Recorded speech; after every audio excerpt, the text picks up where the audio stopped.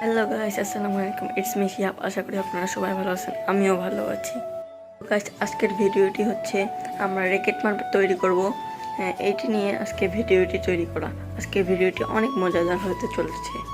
এই মুহূর্তে দেখতে পাচ্ছেন আমাদের মাঠটি কত খারাপ ও বিচ্ছিরি অবস্থায় পরিণত হয়েছে। কিছুক্ষণ পরে আমাদের বড় ভাই এবং আমরা সবাই মিলে কট কাটা শুরু করে দিই। মাঠটি লম্বায় হবে 44 ফিট এবং খাটোখাটি করে হবে 22 ফিট। এখানে দাগ দেওয়ার ক্ষেত্রে আমরা রশি ব্যবহার করছি, কারণ রশি দিয়ে দাগ দিলে দাগ বেঁকাতেরা হয় না এবং সোজা অনেক সুন্দর দাগ হয়ে যায়। সকালে আমরা মাঠের কাজ শেষ করে কট কাটার কাজ শেষ করে আমরা বিকালের দিকে চলে যাই বাঁশ কাটতে। বাঁশ কাটতে যায় দেখি মনির ভাই বাঁশ কাটতে ঢুকেছে এবং সঙ্গে সঙ্গে একটি বাঁশ কাটে ফেলে দেন। আমরা সবাই মিলে বাঁশটি টেনে টেনে কেটে ফেলি। এদিকে বাঁশগুলো সমানভাবে কাটতে কাটতে রাত হয়ে যায়।